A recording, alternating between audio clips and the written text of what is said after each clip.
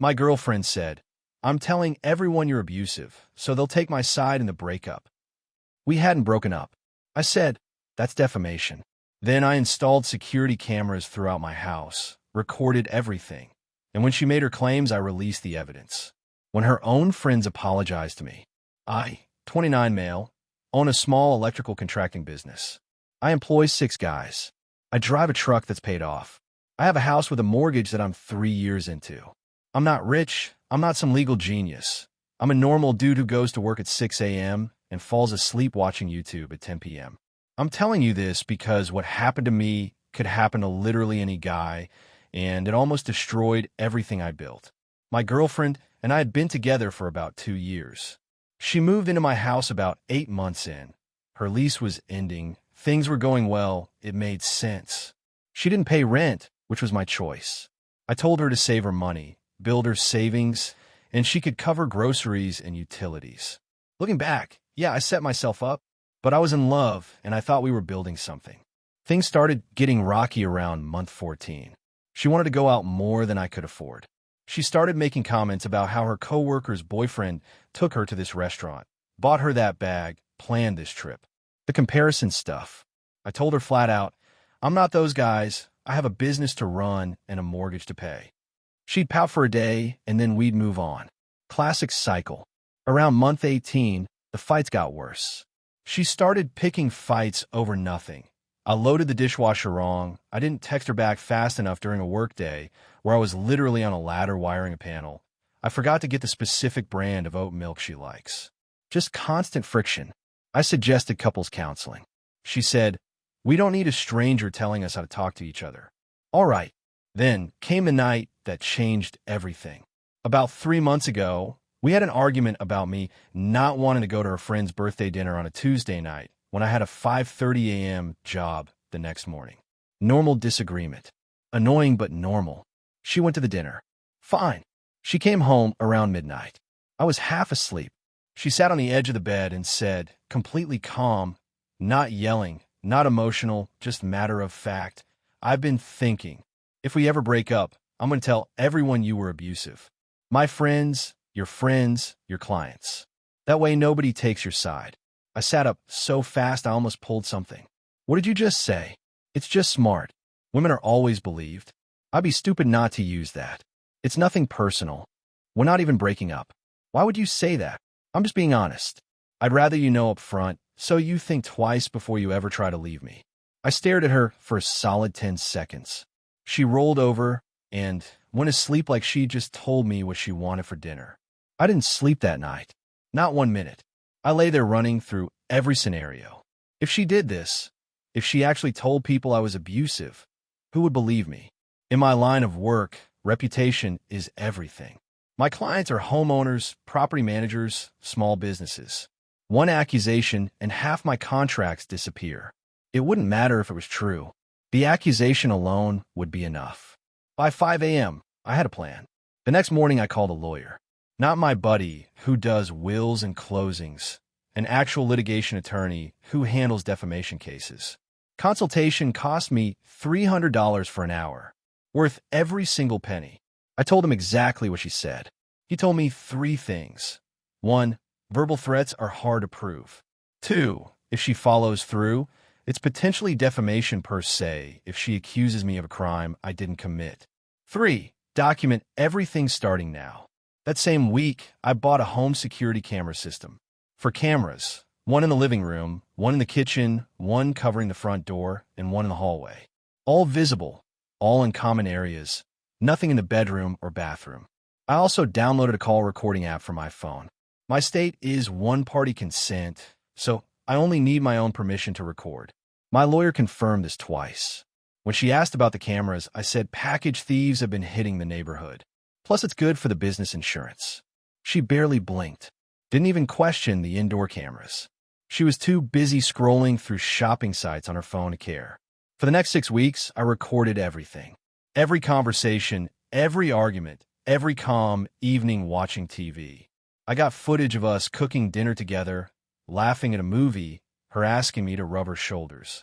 Normal couple stuff. But more importantly, I got footage of her starting arguments over nothing screaming at me while I sat there calmly on the couch. And this is the big one, throwing a coffee mug at my head during an argument about me working on a Saturday. The mug hit the wall behind me. She didn't apologize. She said, maybe if you ducked faster, you wouldn't have to worry about it. All on camera. Crystal clear audio. I also kept a dated log. Every argument, what caused it, what was said, her exact words when she could remember them. I had text messages where she threatened me. One text said, keep it up and I'll make sure your mother thinks you hit me. Another said, my friends already think you're controlling. It wouldn't take much. I screenshot everything and emailed it to myself and my lawyer. 6 weeks of documentation. Then I sat back and waited. I didn't have to wait long. 3 weeks ago, she went out with her friends on a Friday night.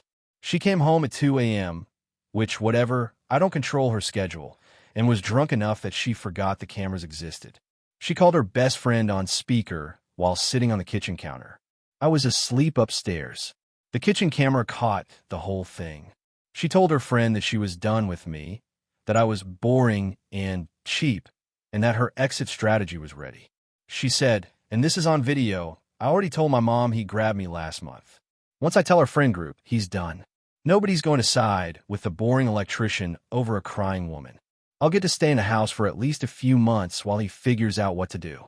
She wanted my house, not through any legal means, just through social pressure. Make me look like a monster, make me too ashamed to kick her out, squat in my home while I eat the damage. I downloaded that video 3 times, backed it up on a hard drive, in my email, and on my lawyer's secure server. Then I went to sleep, peacefully for the first time in weeks. More in the update. I know this is long, but it gets way worse before it gets better. Update 1, 8 days later. Okay, so a lot of you told me to move fast. I did. Here's what happened.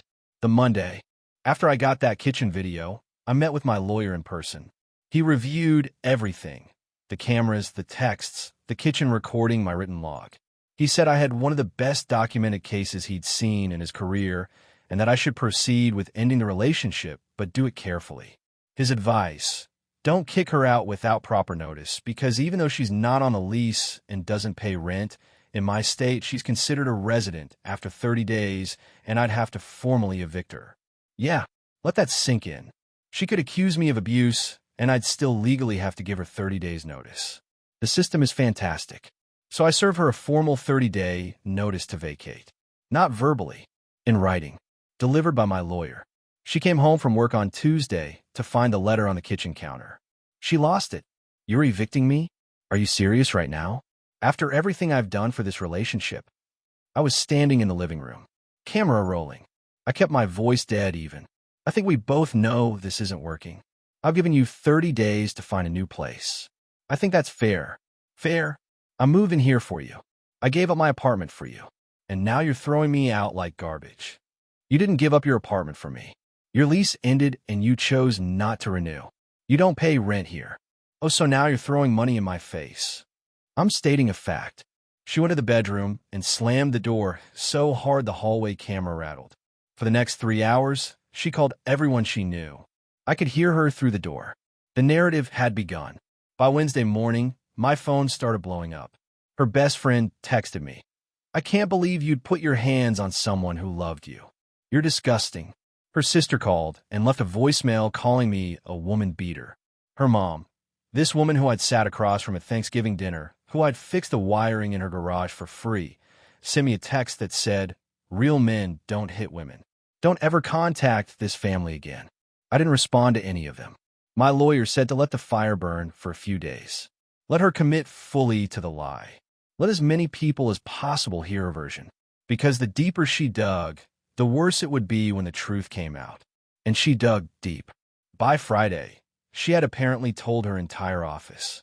One of my clients, a property manager who uses my company for all their electrical work, called me and said he'd heard some concerning things and wanted to pause our contract until things were sorted out. That's 4 units I maintain quarterly. About $6,000 a year in reliable income. Gone. Just like that. Based on a lie. I almost broke right there. Not emotionally, financially. When you run a small business, losing one reliable contract hits different than it does when you're pulling a salary. I sat in my truck after that phone call and just gripped the steering wheel for 5 minutes. Then I called my lawyer and said, "How soon can we move?" He said, "Let's give it the weekend. If she's going to hang herself, give her enough rope." Saturday, she moved the first round of her stuff out, made a big show of it, had her sister and her best friend come help her, which really just meant they came to stare at me like I was a criminal in my own home. Her sister bumped my shoulder walking past me in the hallway and said, "Must feel real tough scaring a woman out of her home." I said nothing. Camera caught the whole interaction, including the shoulder bump. Then, and this is the part that almost pushed me over the edge, I got a knock on my door Sunday evening. 2 cops. Someone had called in a wellness check. They said they'd received a report that a woman at this address was in danger. They were professional, but I could see it, the way they looked at me, the way they positioned themselves, the way one of them kept his hand near his belt. I was guilty until proven innocent. That's just how it works. I cooperated fully. Showed them around the house. She wasn't there. She was staying with her friend. I told them we'd broken up, and she was in the process of moving out. They left after 20 minutes, but told me someone might follow up. Great. I called my lawyer Sunday night and said, "I'm done waiting." He said Monday morning. We go nuclear. Monday morning. My lawyer sent a formal cease and desist letter to my ex, her mother, her sister, and her best friend. The letter stated that I had extensive video and audio documentation proving that no abuse occurred, that my ex had been recorded on video and in text messages planning a false abuse accusation as a manipulation strategy, and that any continued defamatory statements would result in a civil lawsuit seeking damages for lost business income, emotional distress, and attorney fees. Attached to each letter was a USB drive containing 3 things: the kitchen video of her planning the false accusations, a compilation of security camera footage showing her throwing objects and screaming while I remained calm, and screenshots of her text messages threatening to lie about abuse. The cease and desist went out at 9 a.m. Monday. By noon, my phone was a different kind of busy. Her best friend texted me at 12:34 p.m. I just watched the video. "I am so sorry. I don't know what to say." Her sister called at 1:15 p.m. Didn't leave a voicemail, but texted 20 minutes later, "I was wrong. I shouldn't have said what I said. I'm sorry." Her mom? Nothing. Complete radio silence from that woman. Not an apology, not an acknowledgement. Nothing. She went from real men don't hit women to absolute ghost mode in the space of 4 hours. Some people can't admit they were wrong, even when the evidence is literally on a USB drive in their hands. And my ex? She called me 18 times between 2 p.m. and 6 p.m. I let every single one go to voicemail. The messages range from crying, "How could you record me? That's such a violation of my privacy," to rage, "You're going to regret this. You have no idea who you're dealing with," to what I can only describe as negotiation. "If you pull the lawsuit thread, I'll tell everyone I exaggerated. We can both just move on." That last one, my lawyer said that voicemail alone was practically an admission of guilt. We saved it. But the property manager, the client I lost, that one wasn't fixed yet. And honestly, that's what hurt the most. Update 2, 12 days later. Final update. I promise this one has a resolution. So after the cease and desist went out, things moved fast. Some good, some ugly, and one thing I genuinely didn't expect. First, the ugly. My ex did not go quietly. The day after she got the letter, she showed up at my house during her remaining time in the 30-day notice period and brought her mom. Apparently, they decided that the best response to being caught lying was to double down. Her mom marched up to me while I was in the garage working on an estimate and said, "Those cameras are an invasion of privacy, and we're going to have them ruled inadmissible." Inadmissible in what? In court. What court? Who's suing who? She didn't have an answer. She'd obviously been watching legal dramas and thought inadmissible was a magic word that makes evidence disappear. My lawyer later confirmed that visible cameras in common areas of my own home, in a one-party consent state, are completely legal. Her mom's entire legal strategy was based on a plot from a TV show. My ex then tried a different angle. She filed a police report. She walked into the station and told them I had been emotionally and verbally abusive throughout our relationship. This was 3 days after the cease and desist. My lawyer had anticipated this. He'd actually predicted it almost word for word. Here's where the documentation saved my life. The detective assigned to look into it called me in for a conversation. Not an interrogation, a conversation. I came in with my lawyer and a folder. My lawyer presented the security footage, the text messages, the kitchen video, the cease and desist timeline showing that her report came suspiciously right after she received legal threats, and the voicemail where she offered to tell everyone she exaggerated in exchange for dropping the lawsuit threat. The detective watched the kitchen video twice. He watched the mug-throwing footage. He read the texts. He looked at my ex's police report, then looked at me, then looked at my lawyer and said, "I've seen enough." He told us that based on the evidence, there was no basis to pursue anything against me. He also said, and my lawyer told me this is rare but not unheard of, that he would be noting in his file that the report appeared to be retaliatory and potentially fraudulent. He said if she filed again without new evidence, it could result in charges against her for filing a false report. She didn't file again, but she wasn't done. During her last 2 weeks in the house, she tried to make my life as miserable as possible. She accidentally left the bathtub running one night and flooded the bathroom floor. Camera in the hallway caught her walking away from the bathroom with the door open and the water running. She claimed it was an accident. It soaked through to the ceiling of my first-floor office and damaged some drywall. About $800 in repairs. My lawyer added it to the file. She cranked the thermostat to 85 degrees every time she left the house. My electric bill for that month was $340 when it's usually around $140. Petty, but documented. She also ate everything in my fridge and freezer in the span of about a week. Like, I came home from work one day, and she was eating the steaks I'd bought for a barbecue I was planning with my crew. Just sitting on the couch, eating a ribeye with a fork and knife, watching reality TV. I didn't say a word. What am I going to do? Call the cops over a steak? I just went to the kitchen, opened the empty freezer, and let the camera see it. Documentation over dignity. The day she finally moved out, date 28 of 30, she took the shower curtain, all the light bulb from the guest bedroom, the batteries out of every remote in the house, and my good cast iron skillet. I noticed the skillet immediately. Everything else I found over the next few days like little booby traps of pettiness. Why won't the guest room light turn on? Oh, well, she took the bulbs. I didn't pursue the skillet. It was a $45 lodge. Not worth the legal fees. Consider it the price of freedom. Now the good stuff. The property manager. The one who paused my contract. My lawyer sent him a professional letter. Not threatening, just informative. Explaining that the allegations were documented as false, that a police investigation had found no basis for any claims, and that I had extensive evidence supporting my position.